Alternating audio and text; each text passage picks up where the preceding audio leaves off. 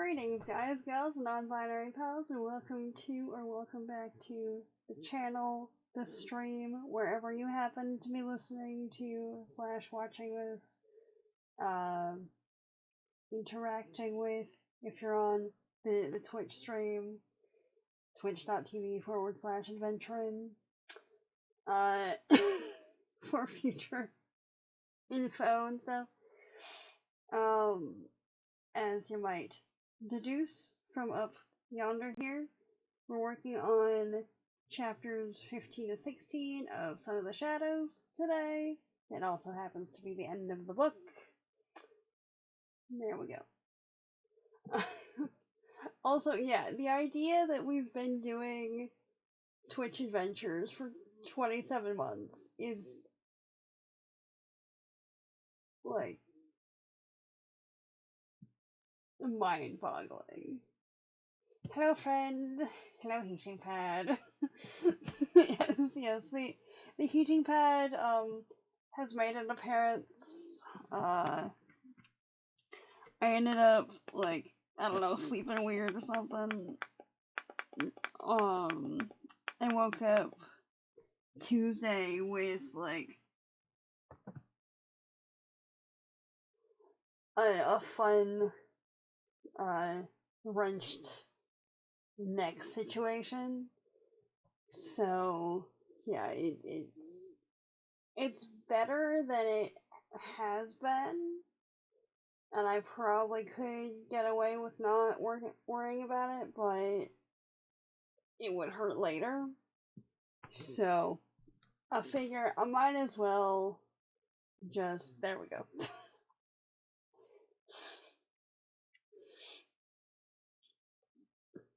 Figure I might as well just make use of it while I have access to a spot that I can plug something in. So there's that. Also, yeah, stream brought to you by very diluted tea. On that.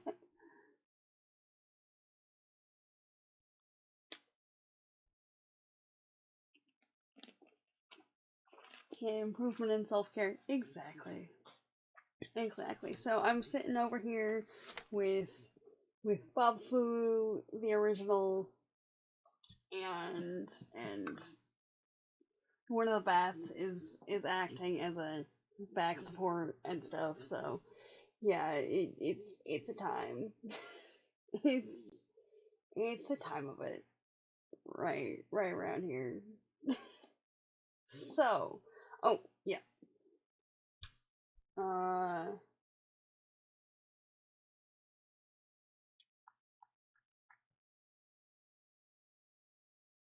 Your Bob disrespects will. You may rely on your man Bob's love. Cactus Bob is rather prickly though. Yes. Indeed.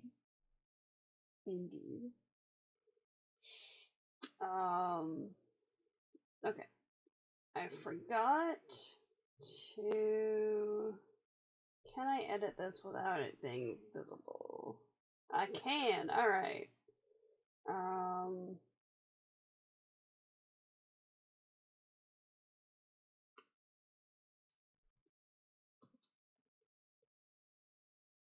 There we go. So when we get to the point in discussion time that it becomes relevant, right now the trigger warning is child abuse, so if there's a better way to phrase what Bran ends up going through, let me know. Otherwise, that's what we've got right now.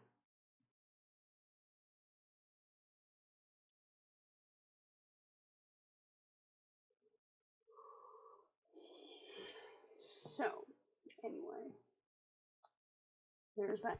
And yeah, I should probably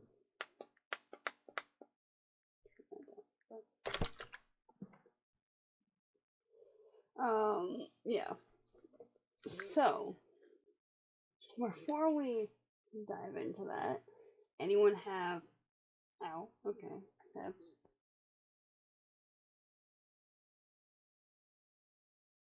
Apparently my grip strength has just decided to desert reality, which is fun.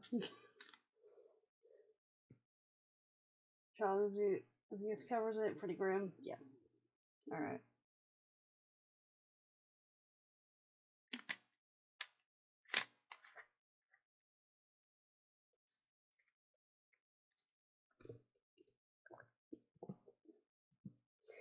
Okay, so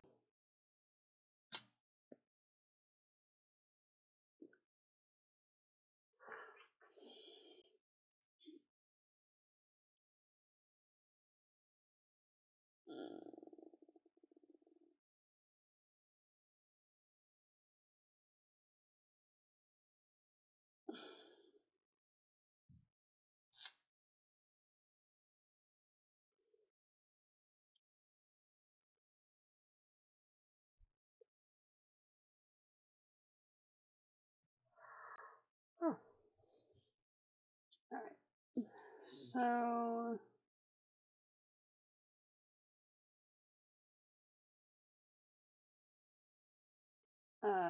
14 ended with Gull and Biden trying to escape across the marshes, and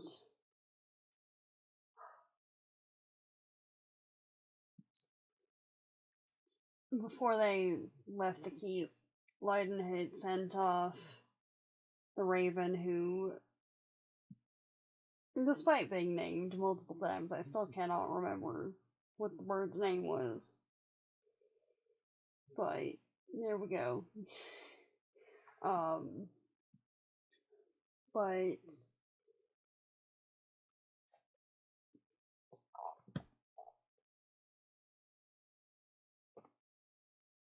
I sent the Raven off to get reinforcements, and had to go through the keep and try and find Bran and Gull after they'd been subjected to all kinds of like torture and stuff. And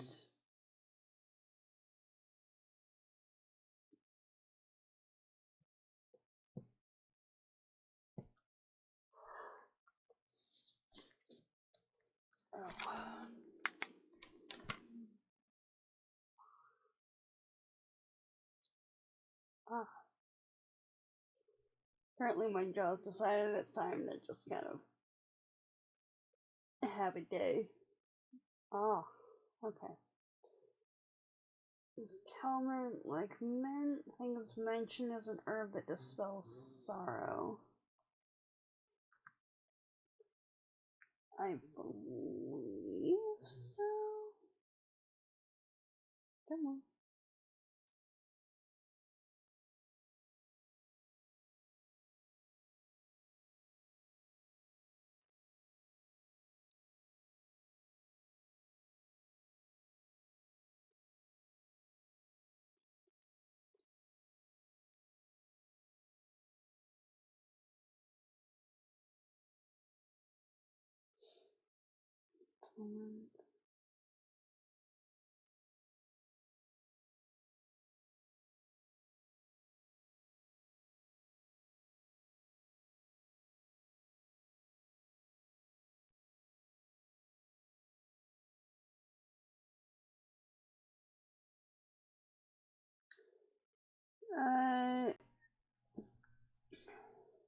Used for infection of the airways, insomnia, depression, seizure disorders, epilepsy, gout, and other conditions.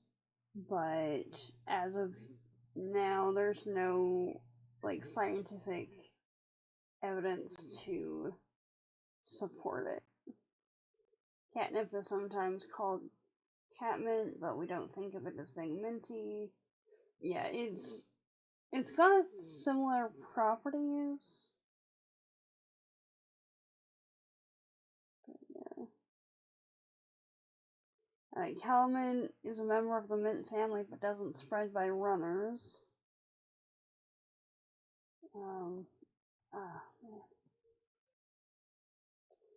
Calamine is known botanically as Calamantha nippata, subspecies nippata, and blooms all summer with small white flowers. Catmint is known botanically as nippata and has intense blue-purple flowers with blooming concentrated primarily in the first half of summer. Yeah.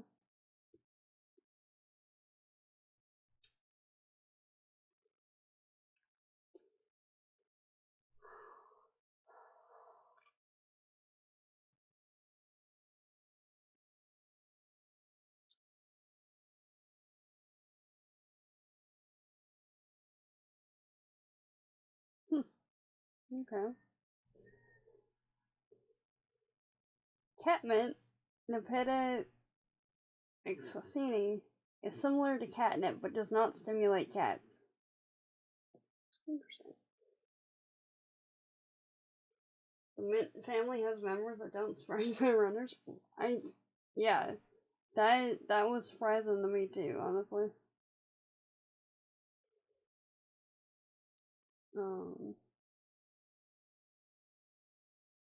Oh, okay. And catmint is dog friendly too.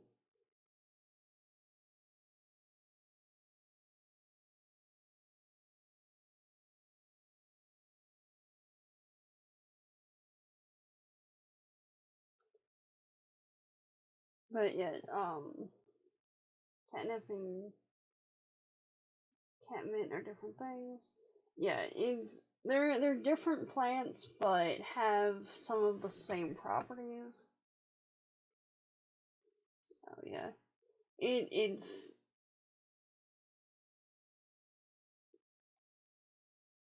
from what I'm saying, it's kind of like hemp versus THC rich cannabis for humans. Of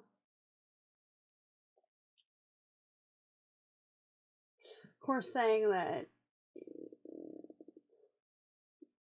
THC has an impact on cats too.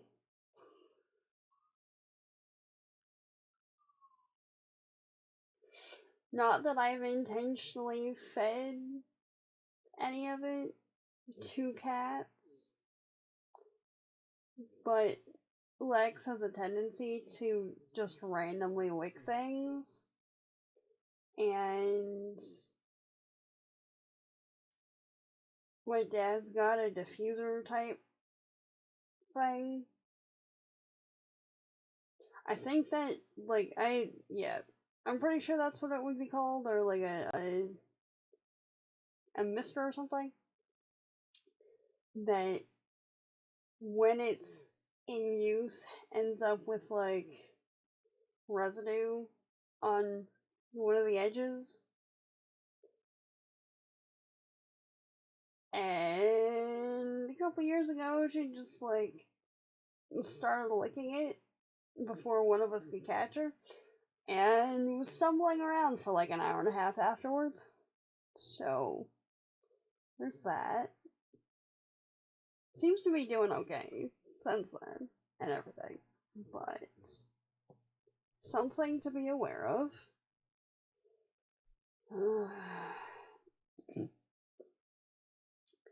But yeah, mint in general isn't good for cats. Like it can cause some digestive issues.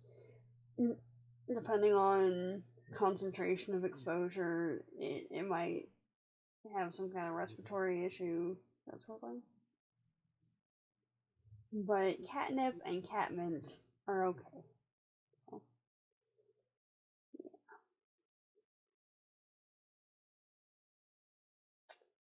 um, yeah.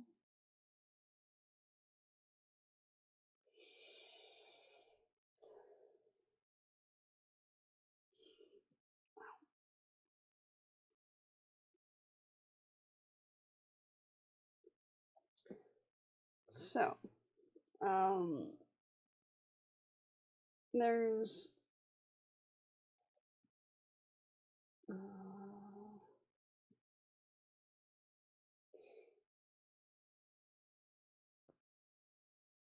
as glad she's okay. Yeah, yeah.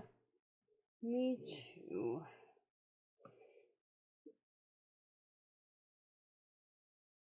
I was kind of worried for a bit, and then it like it wore off at about the same. Okay, just to illustrate how low of a tolerance that I have to cannabis and cannabis adjacent things, right? It took as long for stuff to like wear off for my cat, who's like max 20 pounds, like yay big, like 18 pounds, as it did for me. As a full adult human.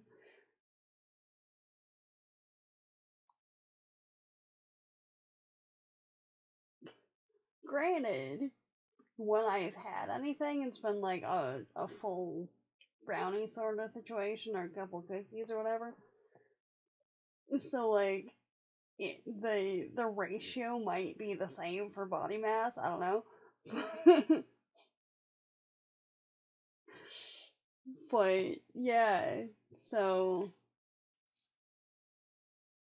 that's the thing that happened.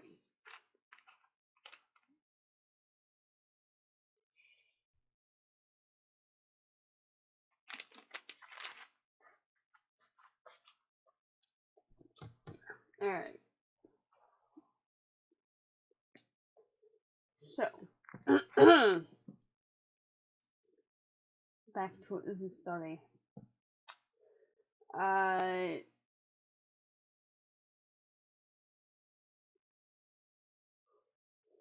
Still rather low tolerance. Yeah, yeah. Yeah, no, I will totally own that. Like, at least you know exactly. Like,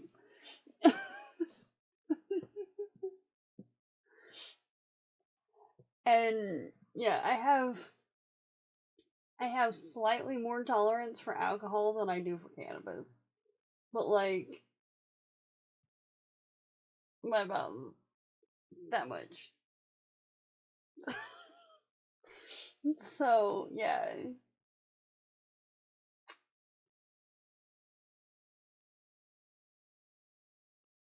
and that's another thing. Like I've never understood the whole like, oh yeah, like let's let's go out to the pub and get wasted. Like, but why though? Because I know sometimes people have fun doing it, whatever. But like me with alcohol or some kind of mind altering substance in my system is just me sleep deprived.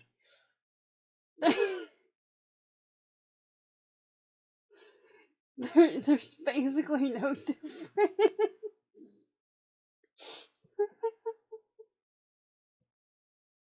Being sleep deprived, or like the few times that I've been on here, like high on like pampering and lack of like, yeah, there's been a couple of times that I've come on here and have been under the influence of a combination of pampering and lack of sleep, and that is me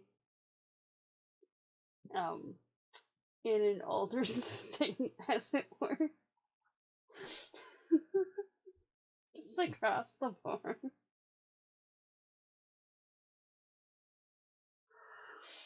Uh,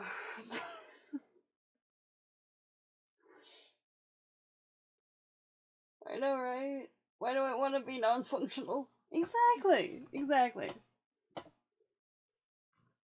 Like, and the only like alcohol type thing that even remotely tastes good is mead, and like I don't want to be out doing something and under the influence of whatever, because then, with my luck, I just end up stumbling into the street or something. Because it's happened before. Granted, like, the rest of the street is completely, like, quiet in that instance, but, like, yeah. I don't want to intentionally put myself in a position where I'm gonna be the obnoxious one running around going, "Look at the stars!" in the middle of a populated area. You know? Like, I don't want to be the obnoxious, weird drunk person. Cause, let's not with that, maybe.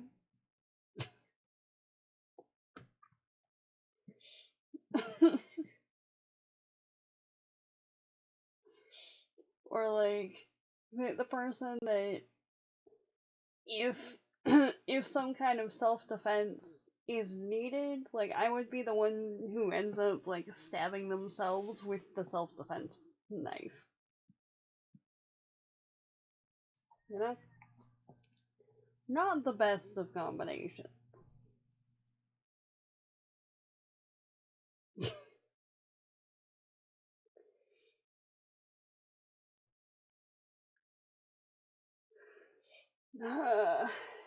Recognize the voice of someone who's had to deal with many obnoxiously drunk people.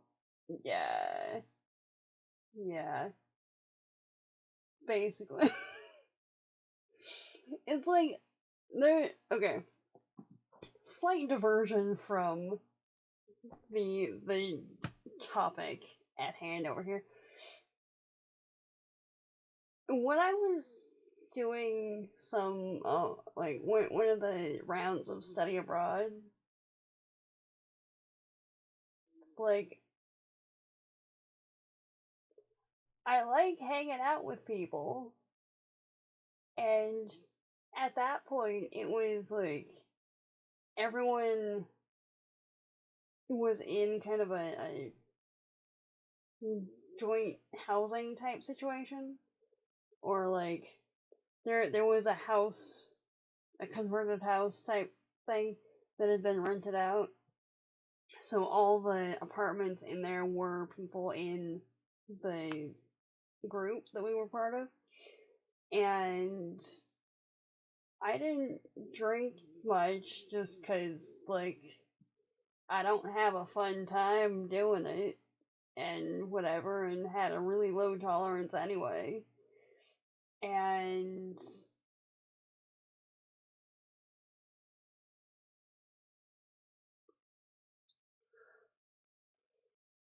a lot of times, like, there were people in the group who, like, under the influence of something, it's like, oh, you want this, like, random thing? Like, yeah, totally. Like, I I need to keep a lid on the stuff that I'm eating, otherwise I might end up, like, not waking up from it, depending on what it is. Yay, allergies. It's just how it is, you know? And, like, on top of that, like, had this, like, fun situation of I was pretty much the only person in the group that didn't drink too much. So I had to keep, like, wrangling everybody else into being able to get back to the flats in some capacity of whatever. So tended to be the person who was having to wrangle the obnoxiously drunk people in the middle of central London.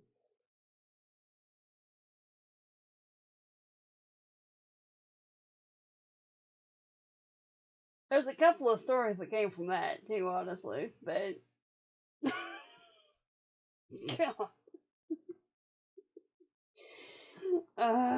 Anyway, yeah. So,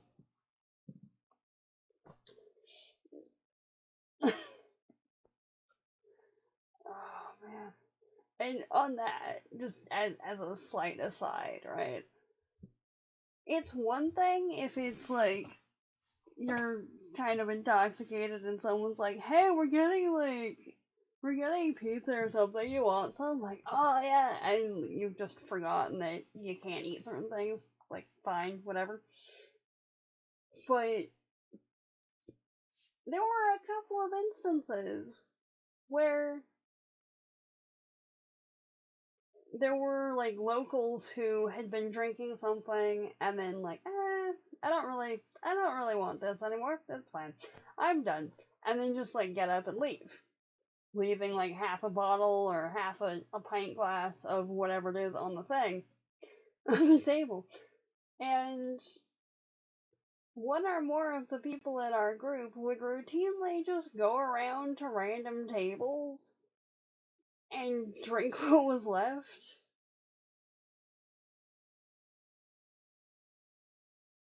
out of abandoned glasses because, quote, you can't just leave the alcohol uh abandoned like that. Why? Just why? This is exactly why we refused to go on our sorority retreat. We were like, y'all can clean up your own mess. Yeah. Yeah. There were a number of times where like I was at a particular point with a couple of my friends and they had a drunken argument about something. So in order to make sure that both of them ended up back at the flat, I ended up having to like walk halfway between the two of them because they were like a block apart at that point. Just like, no, no, you get over here, get your butt over here. You can fume in peace. You get your butt back over here, and then we're going. Yeah, yeah.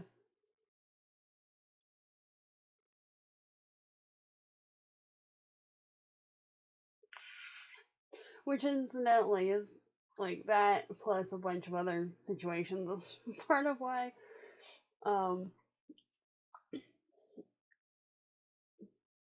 I never tried to have anything to do with a sorority situation. To be perfectly honest. Uh,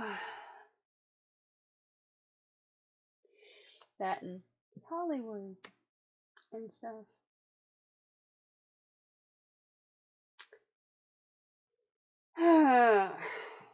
Anyway,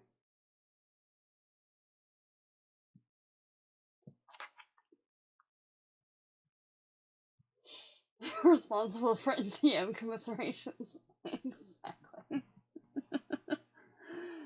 Exactly. It's like, guys, I love you. You have the self preservation of a gnat. Come on. Ugh.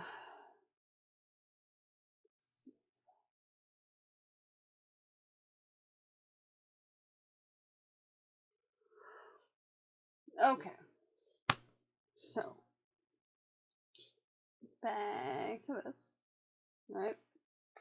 Um, we've got. What was it?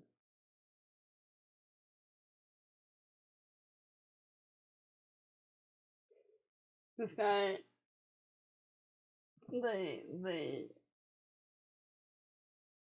little escape pod uh traversing the marsh,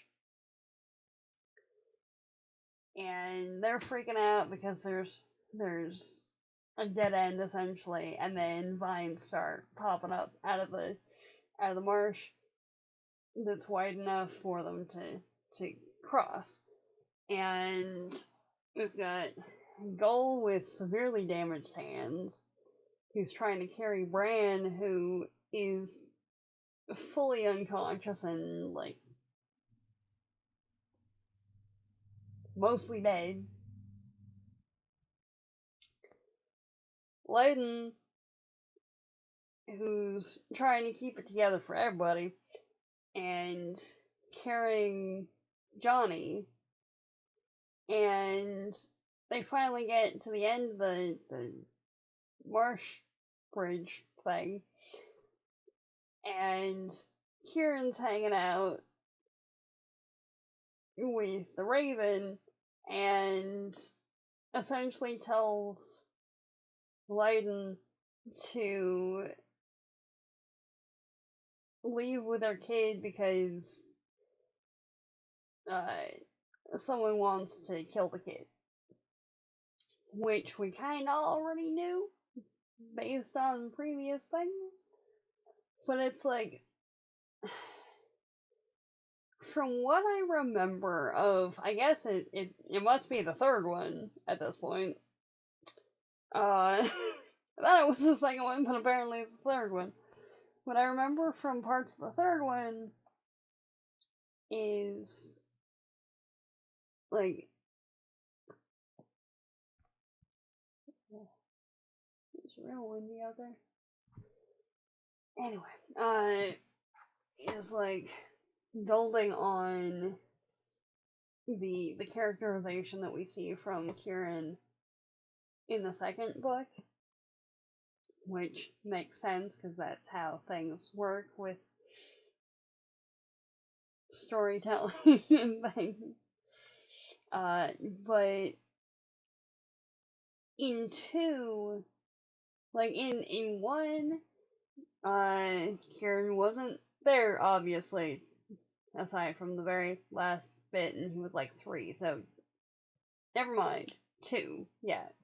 At the start of 2, Kieran is just, like, hanging out, doing his thing, is generally, like, pretty chill, but,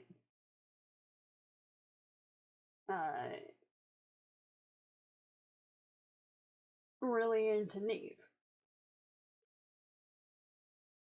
Finds out that Connor's been lying to him for his entire life, and feels betrayed and depressed, and runs off to, quote, find his roots, i.e.,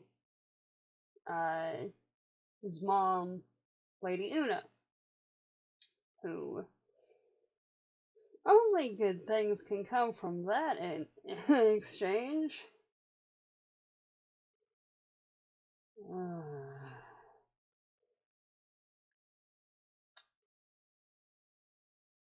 The sarcasm is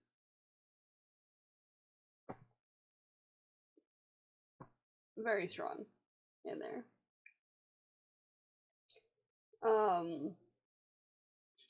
And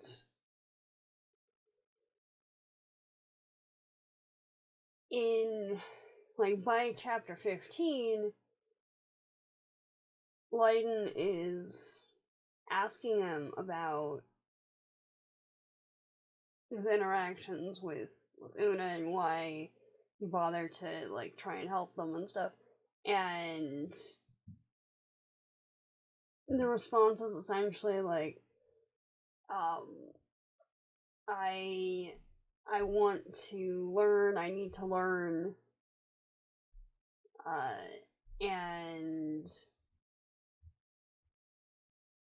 that his mom thinks of him as a useful tool, implying that right now the way that he's viewing their relationship is like she's trying to use him and he's essentially trying to use her to get more knowledge. From what I remember of the third one, that doesn't go so well, exactly. Because, like, she's stronger than he thought she was.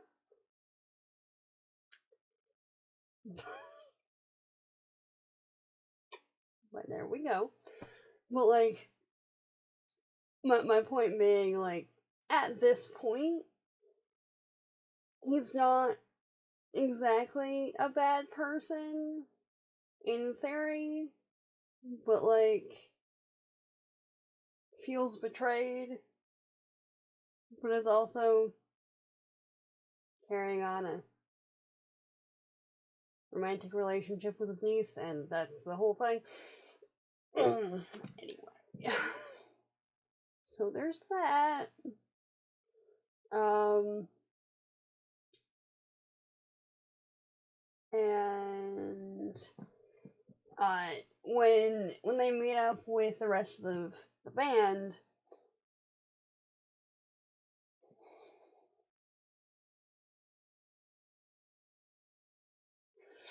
having said that, I just have this image in my head of like the band of the Painted Man being like a band, you know? At which point, who would be vocals on that? Because like half of them could probably be percussion, but like who would be strings and who would be vocals? I don't know. Things to contemplate. Um,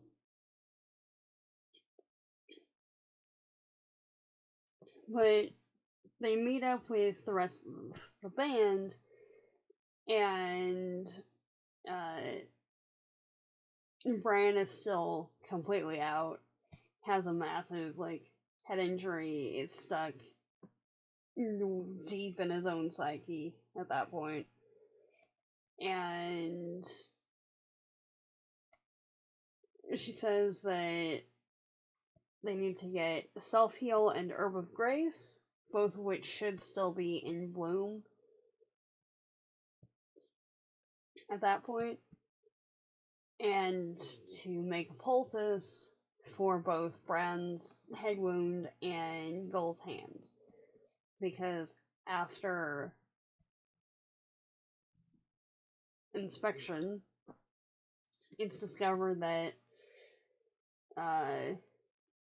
Aemon or his henchman, whichever, doesn't really matter at that point,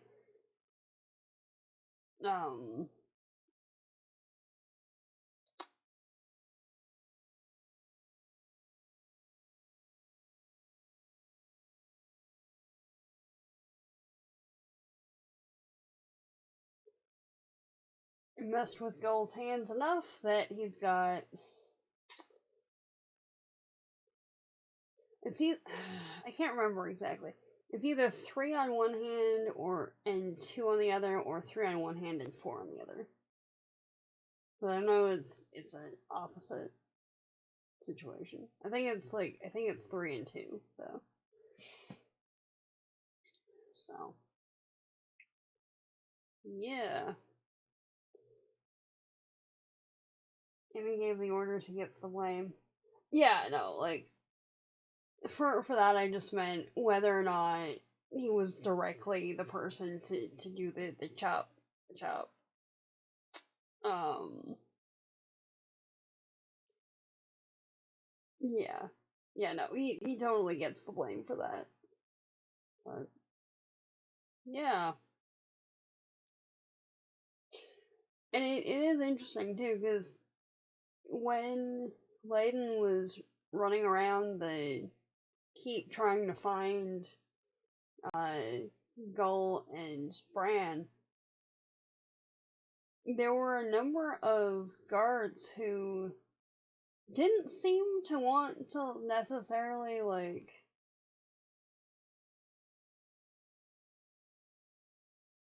help one way or the other exactly, but like also thought that he went overboard.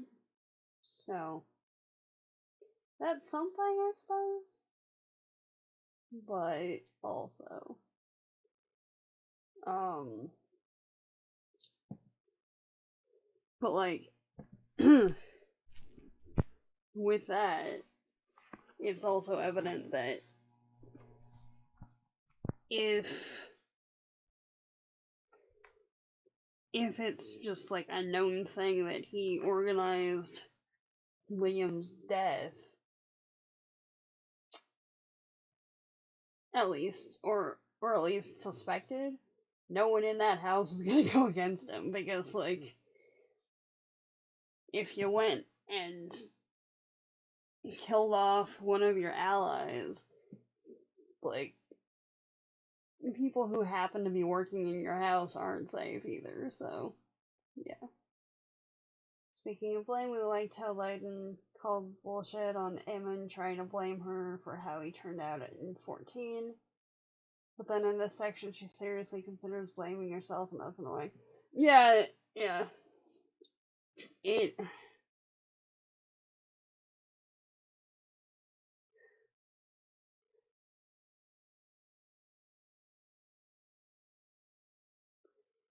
I can understand it. It's seriously annoying. But, like, I can understand it to a degree, because it's like, it's not my fault. I know it's not my fault, but, like, could there have been something that it would have altered the course of whatever is happening that that I didn't do, and even if you know that it's not on you, sometimes there's still that, like, but what if going on, and yeah, it is seriously irritating though. Especially after the, like, that is not my fault shit face that, that she pulled out. But I am glad that that was, like, said to his face. And the personal questioning was later. So, there is that as a positive. So, yeah. Um,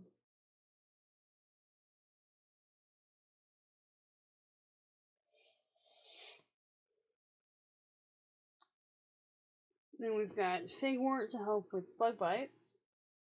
There's that. And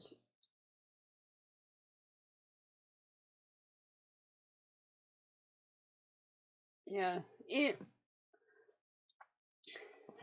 the ongoing saga of things that I totally forgot existed in here, again, the entire, like, mystical magical part of Leiden's abilities, totally did not remember that from the first read, where she's essentially having to um do a does Figwort have anything to do with Fig? Don't think so.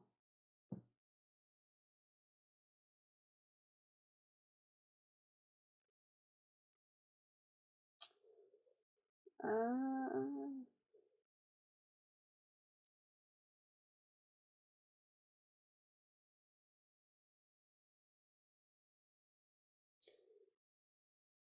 Figwort's an herb. Known as a water pill.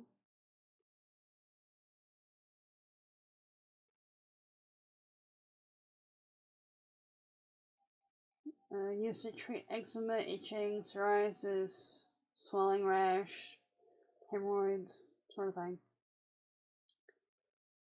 It tends to grow in riverbanks or ditches.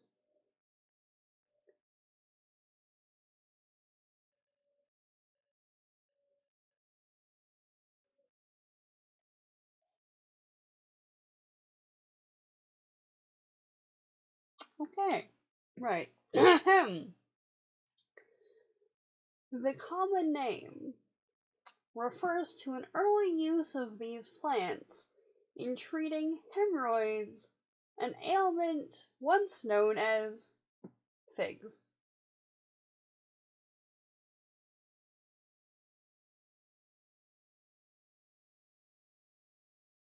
Okay then.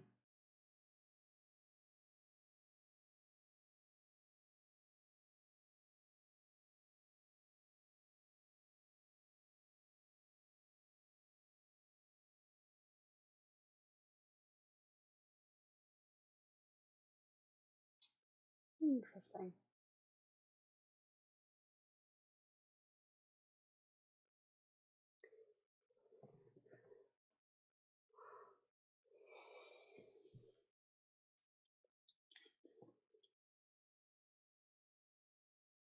So there's that. Considering things tend to cause the runs, it makes sense. Oh yeah. Okay. Cool. That does make sense. Um and then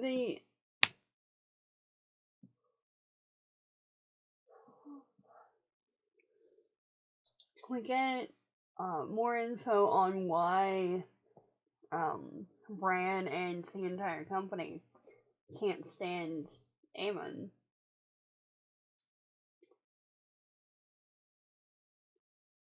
And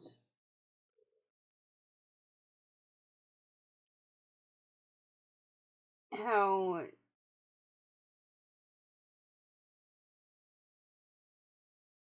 there was an outpost that one of the allies of the band, and supposedly one of the allies of Aemon himself, had on a border, and Aemon's guys just showed up and burned the place to the ground with seemingly no provocation or anything. And one of the younger members of the band had his entire family wiped out in that one instance. And there's, like, I think it was, yeah, Leiden's saying something about how the band of the Painted Man is known for uh, doing X, Y, and Z, and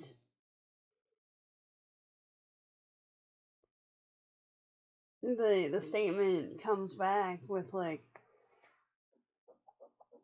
well, obviously we haven't done, like, all of those things. If we did everything that was attributed to us, we would have had to be in 50 different places at once.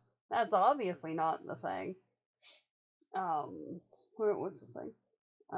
We don't make mistakes and burn the innocent as well as the wicked. Like, and the ally had paid for protection too. Exactly. He's there, he's vibing, he's doing his thing, being a good ally.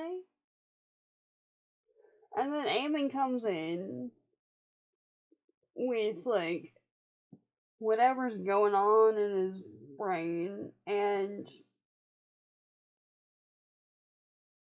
just annihilates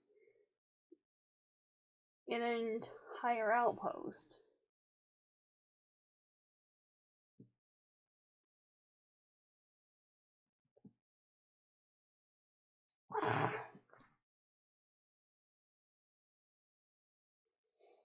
Which, I mean, we already didn't like the guy, but dude, come on.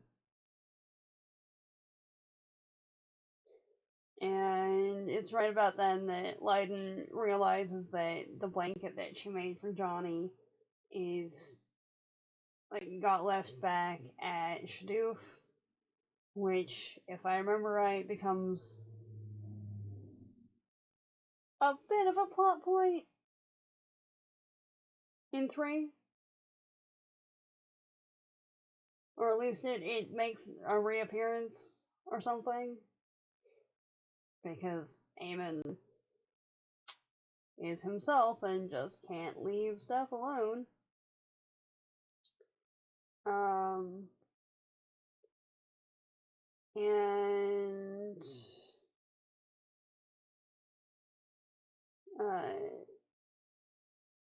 And like, because Gull is no longer able to like wield a sword or what have you, and there's a couple of other guys who just kind of want to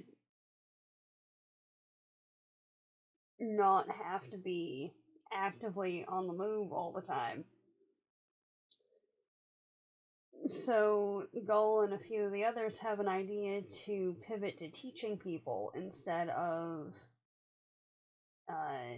taking like active contracts.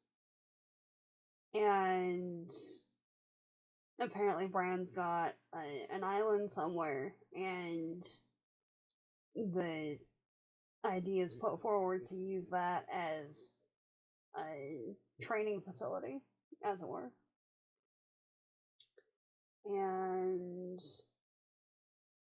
the band's pretty well set on taking care of Leiden and Johnny, and like, well, Leiden's taking care of Bran. Now, this is about when we're gonna be talking about the child abuse situation. So for the duration of that, the trigger warning child abuse is going to be up on the screen.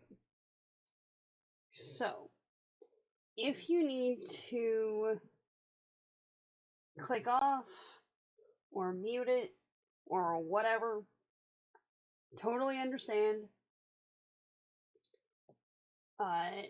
Once we're past this section, I'll switch off the trigger warning, so that'll be a visual component, and I'll say that we're turning off the warning sign, and that'll be a verbal component. So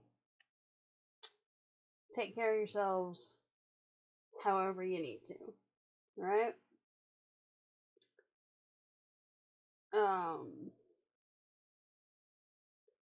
Because there's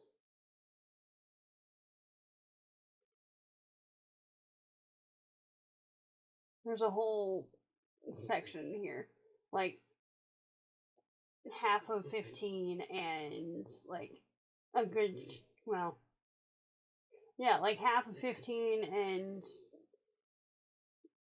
like a third maybe of 16 in this discussing this. So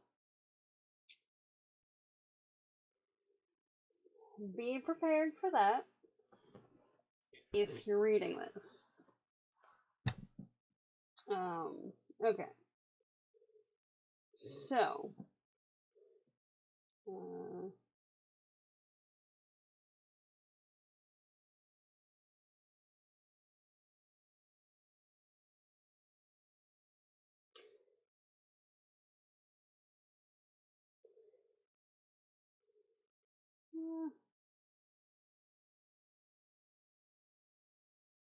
all right.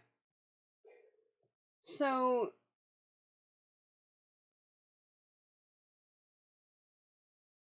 when Bran was real small, we know from the first book that he was maybe, I want to say it was about 6 months old. He might have been like a year and a half, maybe. I don't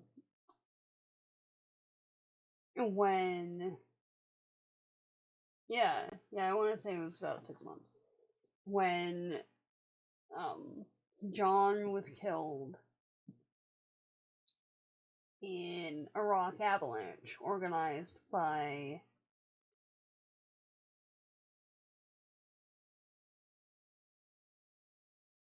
Hugh's Uncle Richard. Hugh being Red or Eoghan. as he's known in other parts of the series. But Hugh of Harrowfield, who is Leyden and Sean's dad. And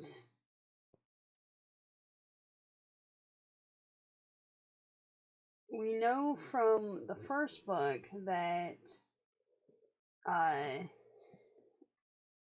Marjorie was having a really hard time with John's death.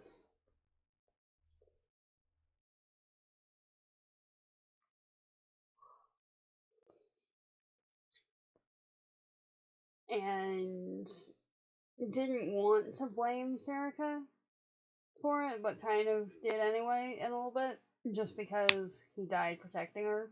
He died on protection detail. And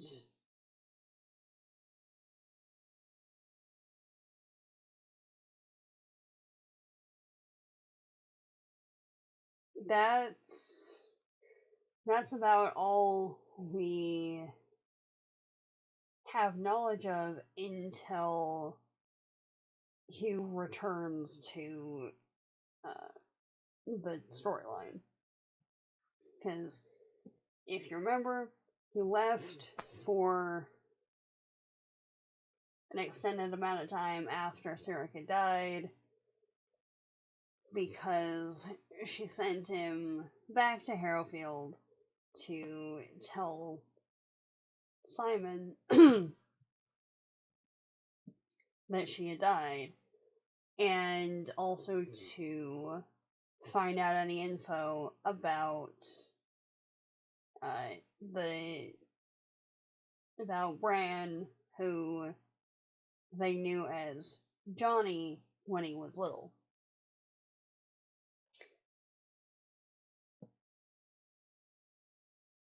So,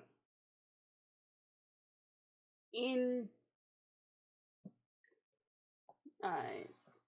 talking to people, in researching what would have gone down like 18 years before,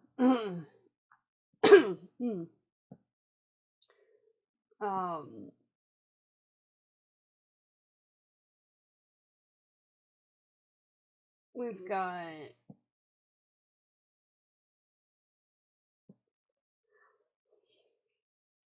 a situation where Marjorie was not doing too great. She was trying to keep it together for her kid, but it was really hitting hard, as you might expect.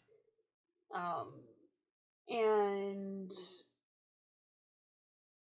when Johnny was 3, her friends convinced her to go to a festival in a neighboring town. And you can either just do a straight shot through, or stop over at a halfway point and just have kind of a more leisurely time of it. And that's what they did. And at the halfway point, they were attacked by somebody. It's unknown who, but being how close Harrowfield in in the storyline, how close Harrowfield is to the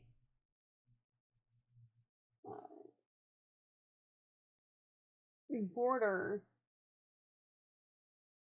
it's thought that they would have been attacked by a group of Picts.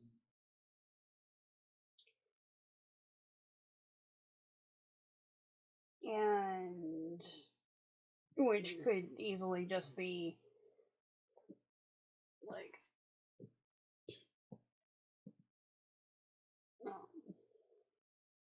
fear mongering and stuff, because like, well, there's these strange people over here, obviously it was one of them. Or it could actually be like there was a band of Pictish raiders in the area, and that was known at the time, and this is probably attributed to that too. That wasn't discussed in the narrative, but it's just something to keep in mind, because the way that they were describing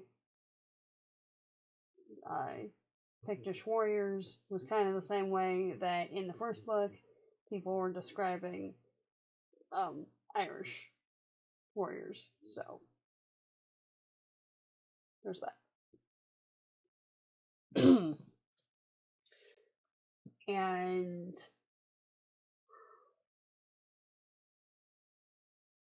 in that conflict,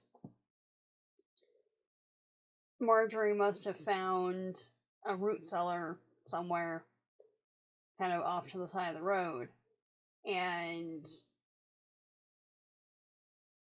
hid Johnny in there with all of her like valuables so that he'd be safe, so that he'd be protected. And so that whatever small tokens that she had would stay with him if something happened to her. And told him, like, stay here, you need to stay quiet, I'll come back as soon as I can. And she never did, because the entire party was killed. But they never found the kid, who was known to have been traveling with the rest of the group, and it wasn't until, like, years later that anyone was like, hey, yeah, this is probably the kid from that little situation there.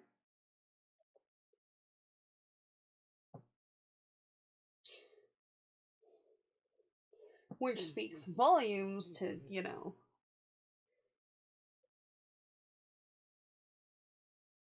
any kind of, like, population awareness or anything at the time.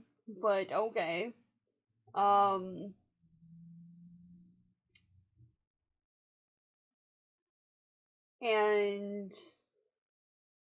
it was known that Johnny was part of Hugh's family, was like part of was part of Harrowfield. And at that point, Hugh had already left Harrowfield for Seven Waters, and Simon was in charge. And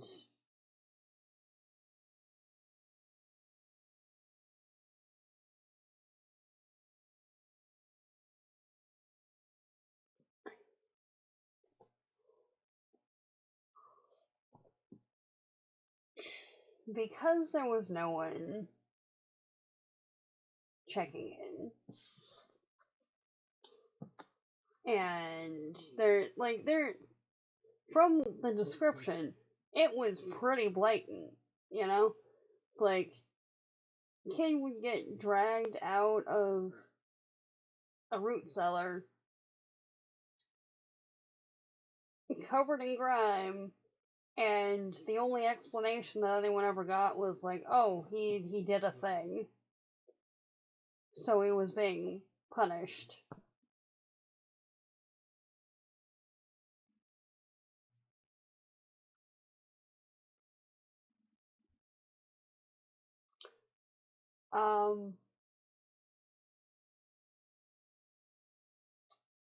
Yeah.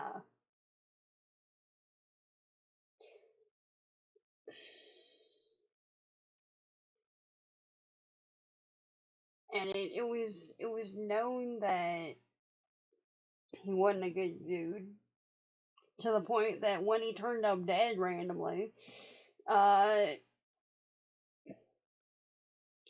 it was less trying to find the kid to bring him to justice, and more trying to find the kid to make sure that he was okay. Like, that level of like nobody cares because the guy is just that bad. And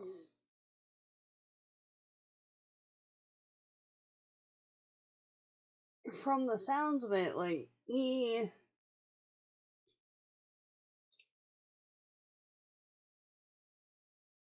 from all the descriptions that Bran has given over the course of the story,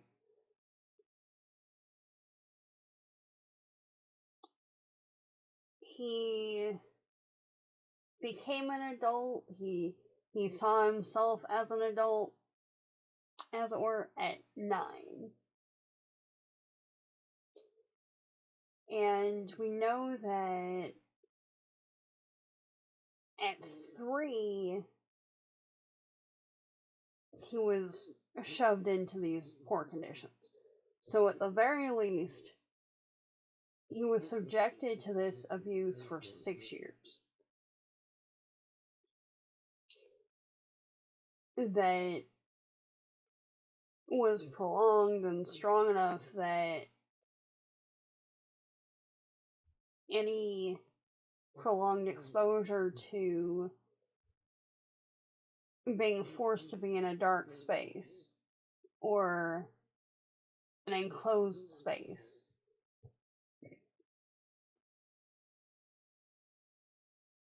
it kind of brings that back in very visceral ways. And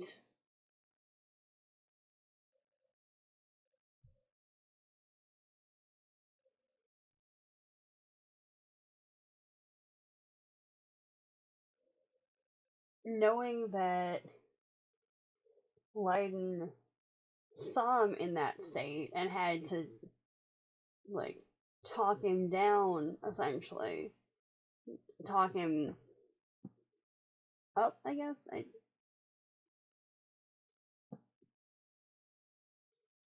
If you're down in your subconscious, stuck in there, to pull him out of it, I guess? Yeah, there we go. We'll go with that. Because Leiden essentially had to verbally pull him out of it in order for him to wake up from the nightmare that he was trapped in.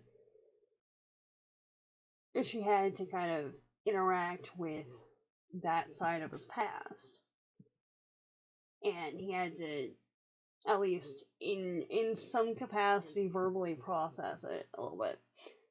And because it's so negative, just automatically assumes, like, well, obviously you don't want anything to do with me anymore. Like, that's not really, it's not, okay, we'll discuss this now. Amazing he survived, really. Seriously, like, with the physical and emotional toll that all of that would have taken, it's amazing that he survived, and it's amazing that he's, like, I mean, dude's got some issues, but it's amazing that he has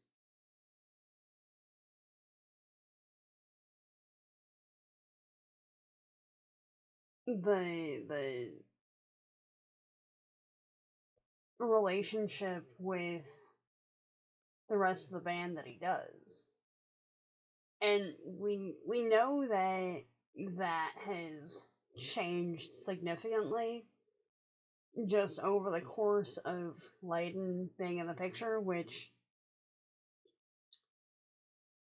is an interesting situation. But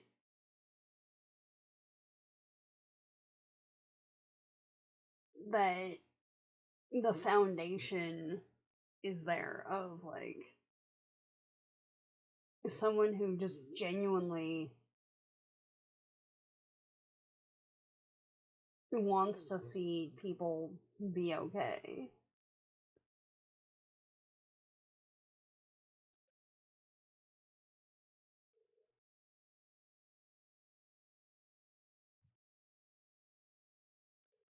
Yeah.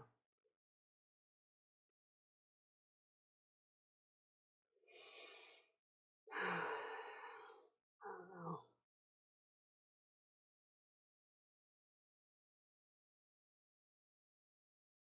I don't know. All right.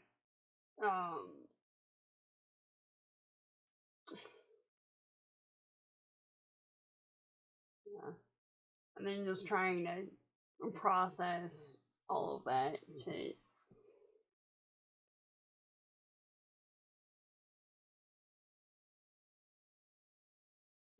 do what he can to help his little family and just friends and yeah. And it is also interesting that he agreed to take on Harrowfield not because of Hugh, but to prove to himself that, well, to prove to himself and to, I guess, honor the memory of his parents. Because, like, having the full picture of it and knowing that they actually did care about him and that he was wanted goes away to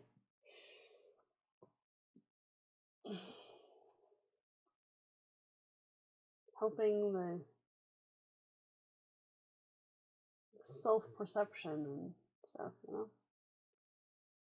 There you go. Okay. So, do we have anything else that we want to discuss in the child abuse category, or no?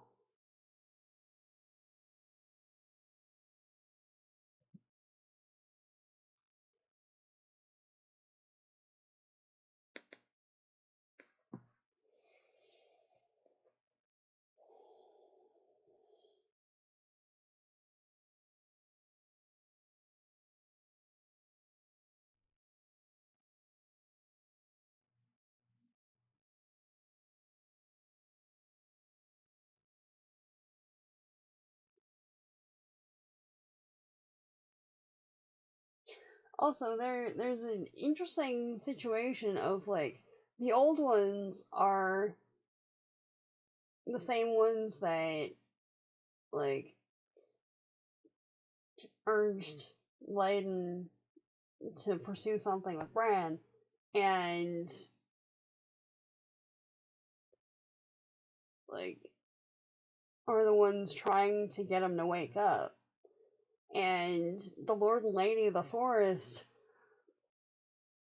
are the ones that are, like, have essentially talked down to her for having a kid with Bran, and are basically telling her, like, oh well, it's better if he just doesn't wake up. It's fine. It's fine. Just like, you can't do anything, obviously. Just, like, let it go. Ugh. And yeah, it's like, y'all really think that's gonna work? Really? Like, have you met Layden? Have you have you had any interaction with the person that you're trying to manipulate right now? Because, like, if you want to get her to not do something, that's not how you do it. I don't know what to tell you. Like, um, yeah.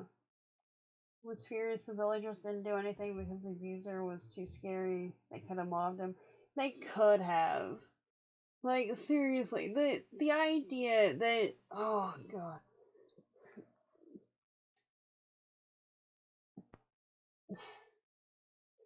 the idea that someone who was known to be highly abusive wasn't watched better, for one thing. And two, like, if they thought that something shady was going down, if they knew that something shady was going down, the idea that no one stepped in when, like, there's active abuse happening. What? Seriously. Like, 20 against 1. At that point, alright. Fine.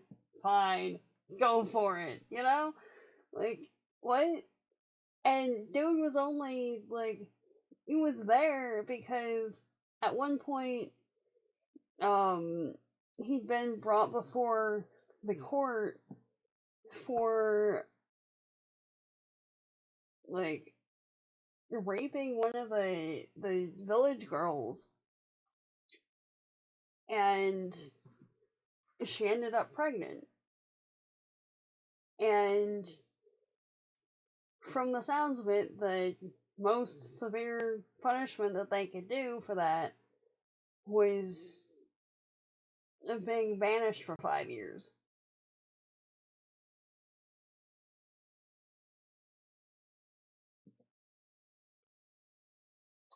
And Hugh happened to be the one to make the ruling.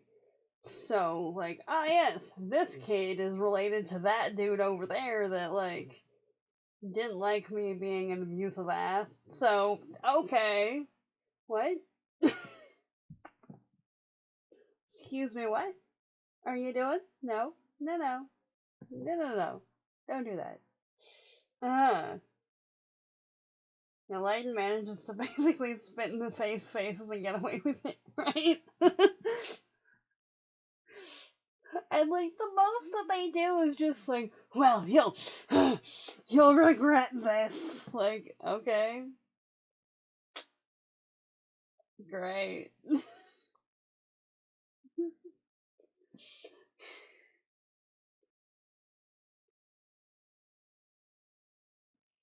If you do this, then your son's gonna be endangered. Like, the son that y'all didn't want me to have anyway. Alright.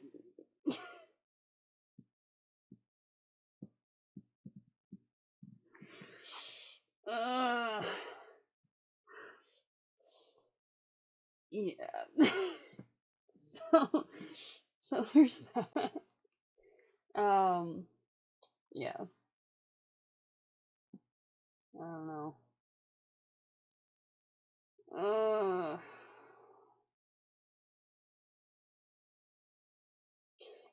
It is also interesting that um Johnny or Bran and the son that's gonna be in danger anyway. Okay, exactly, exactly.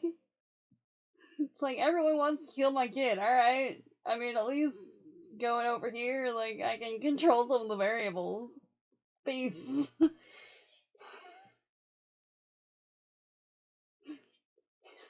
Does leaving mean that I don't have to be subjected to y'all telling me that my life choices are bonkers? Yeah? Okay. Oh no! Oh. It is interesting though that Bran and Sirica were born on the same day from the sounds of it. I've forgotten that bit. But yeah. And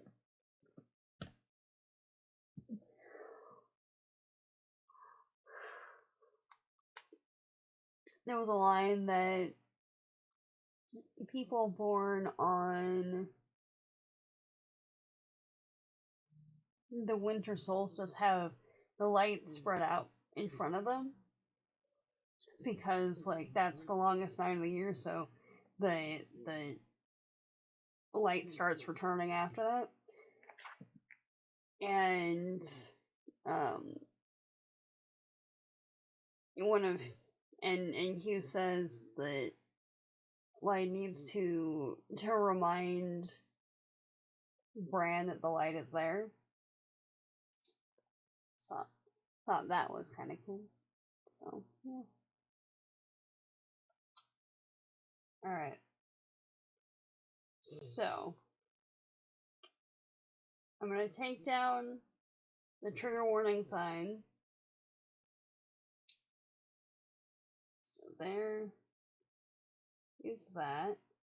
And then I've just got a little bit left on here of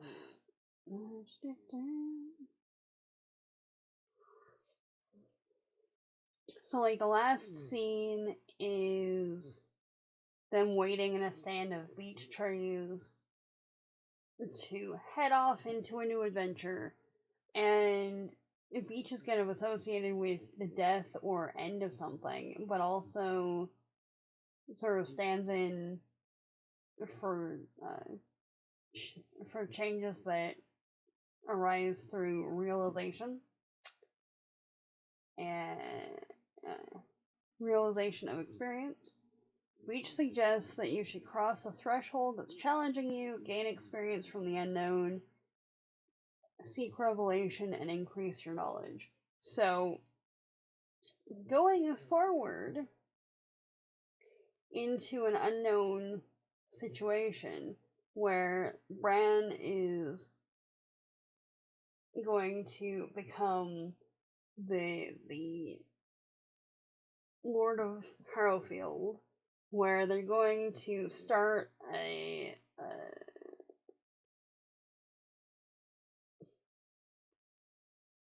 warrior academy sort of situation on a remote island.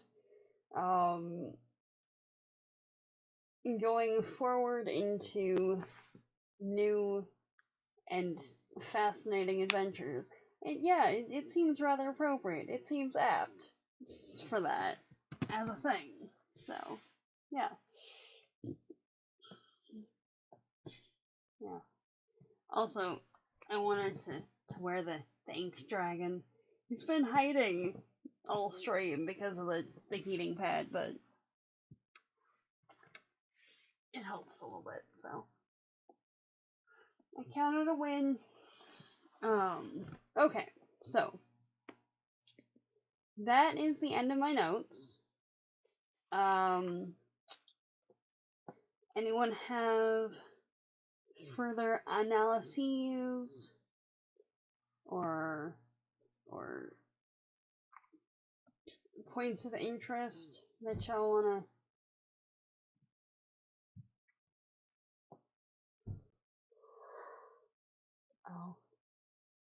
disseminate to the class, or nah?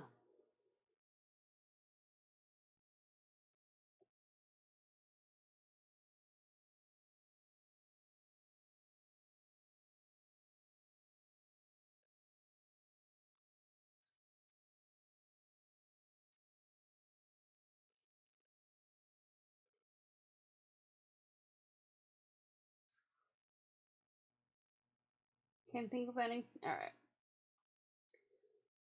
So,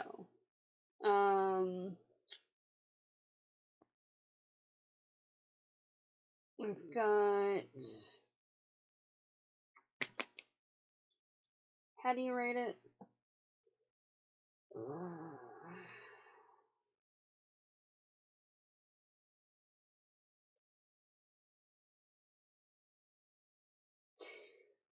There's positive points.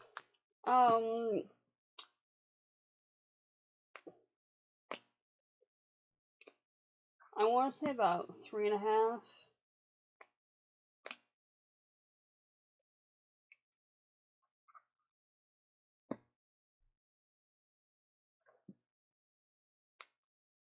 What about you? How would you rate it?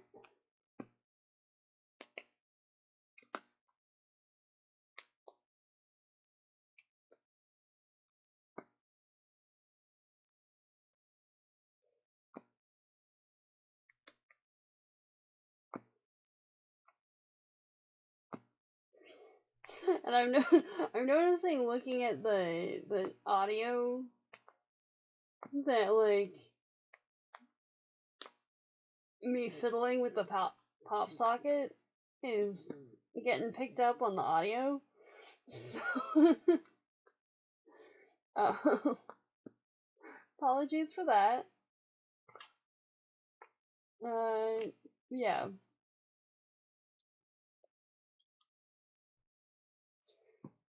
So yeah, I'd say it's there's parts that are stronger and parts that are not. Feeling like a 2, but it's partly the narration. 3 for the story by itself. Fair, fair. Like, I will say that there's probably about a half point in there for like nostalgia goggles, a little bit. But yeah, yeah,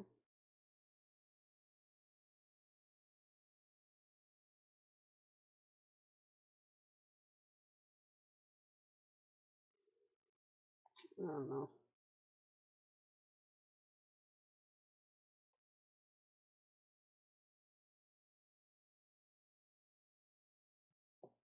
3.25. We'll go with that.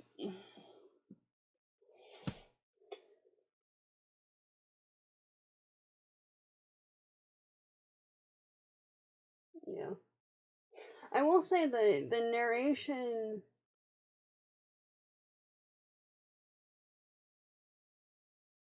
seemed a bit less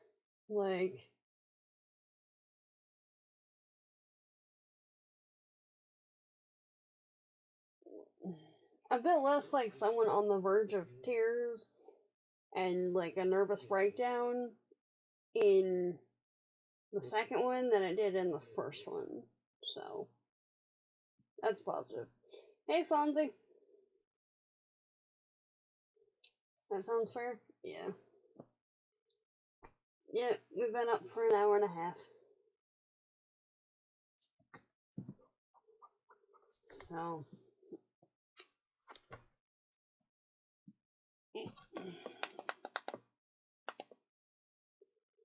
yeah. Is what it is. Okay. So it's already been agreed that we don't want to jump into book 3 for the next one. Only here for a bit. How are you? How's the streams? I are good. Stream seems to be good. We just finished Son of the Shadows over here. Yeah. How are you doing?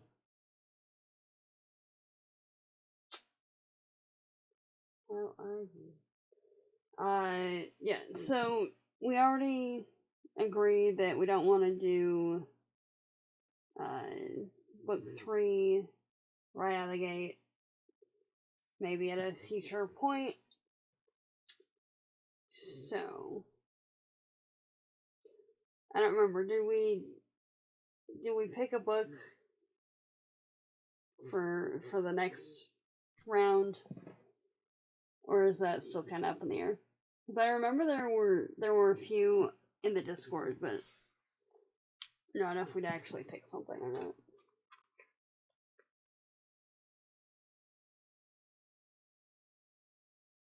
Waves from video game. All right. Hopes you're having a good day. I am. I am indeed. We'll mainly be looking. Okay. Sounds good. I don't know how long we'll be up. Because I need to.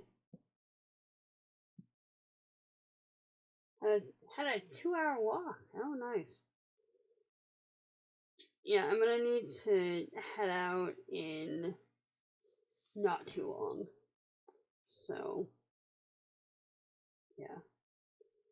Oh, wait.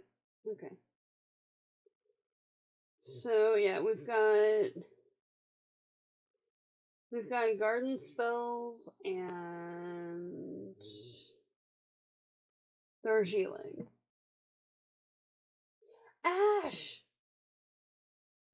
Hi, how you doing?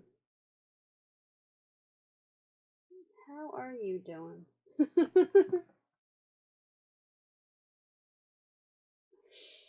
Ah,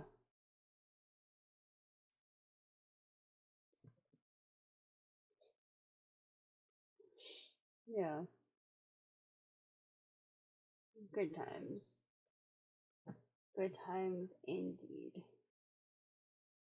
Alright.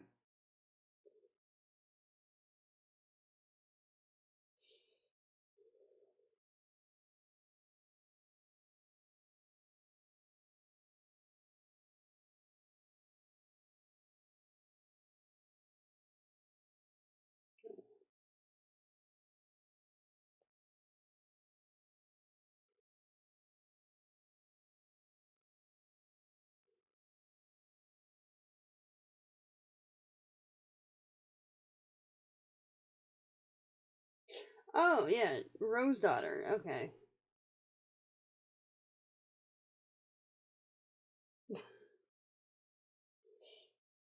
Hard to explain. Blah, blah.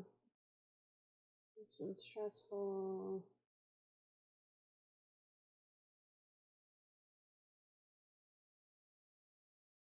Oh, that's cool. Not that it's been a stressful time, but like I'm glad that you're gonna be going out with a friend to celebrate and stuff. So happy belated birthday on that one. Fiction or nonfiction? Um, I'm kind of feeling a fiction right about now.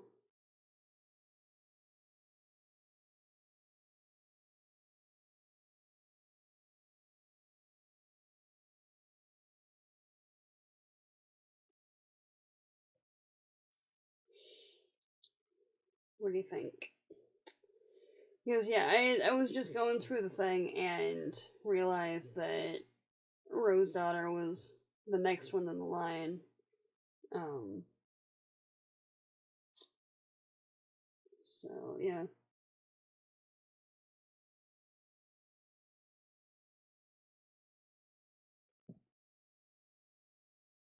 Yeah, have a great time.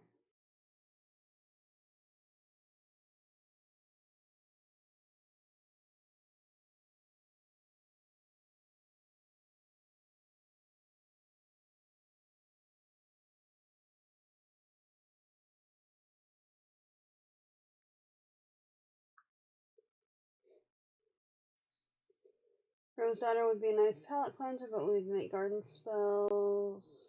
Features a greater variety of plants.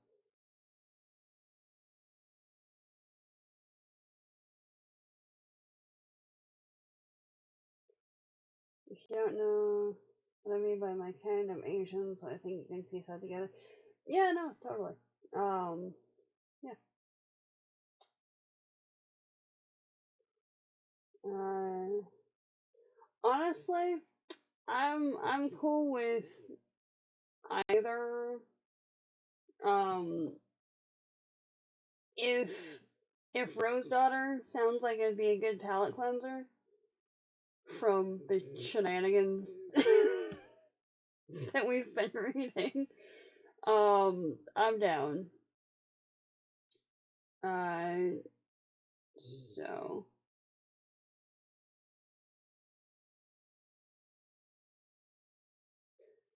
oh, okay.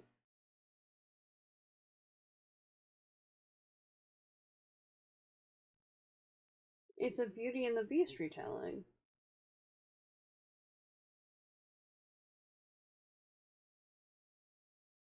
That could be cool.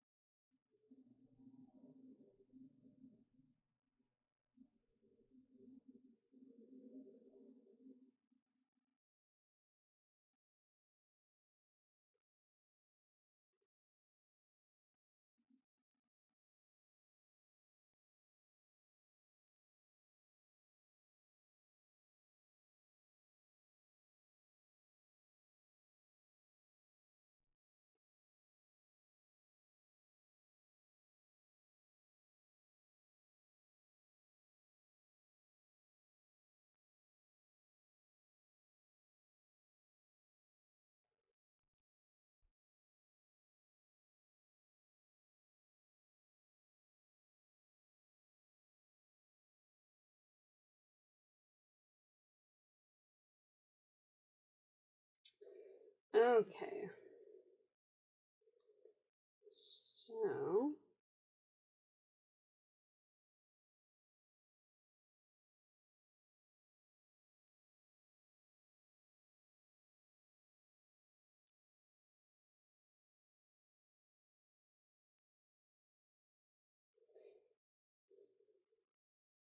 Gotcha.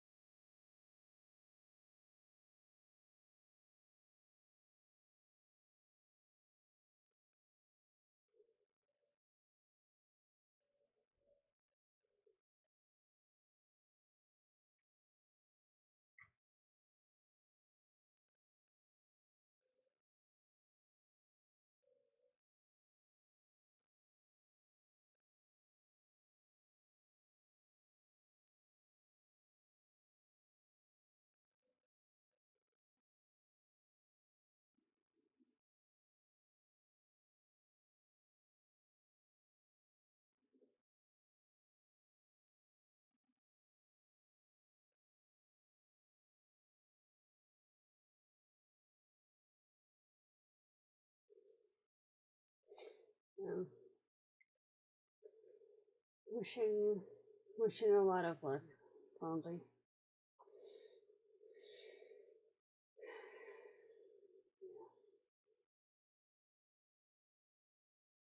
Alright.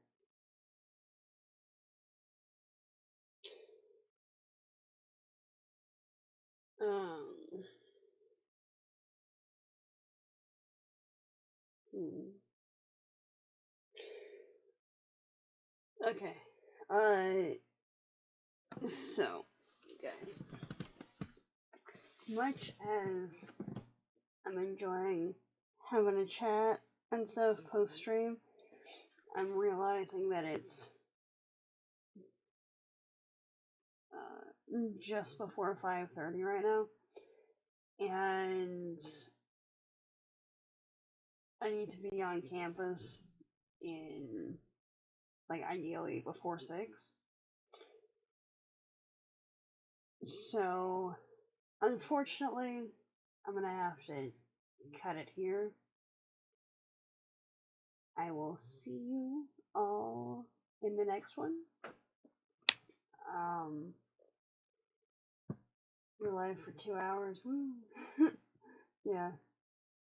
Make a long message for this. Yeah. Yeah.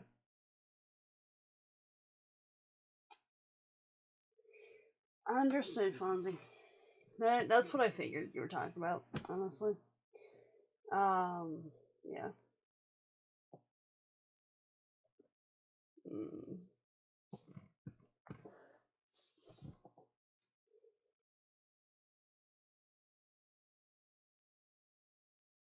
Yeah, it was good seeing you. Alright. And we'll have a chat in the Discord about the next book. Whichever one y'all decide you want to read, I'm cool with whatever. Just like a perhaps lighter thing. Doesn't necessarily have to be plant heavy. I'm good with whatever. So, yeah. Anyway, have a good time. Have a good time, said everybody. Yeah, I will see you all later. Have a fabulous rest of your day, night, evening, morning, whatever time it is. I will see you all later. Bye, everybody. And one sec. One sec.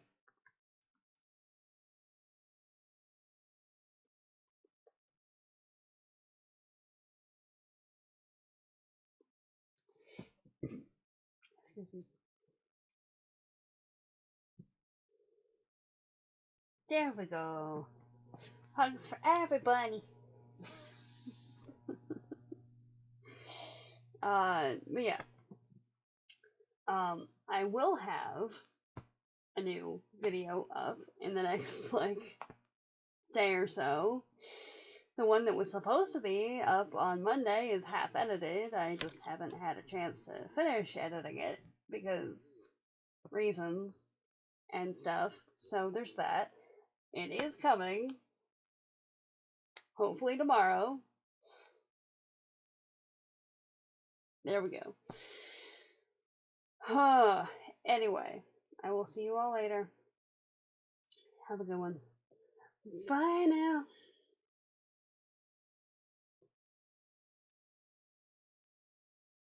Bye.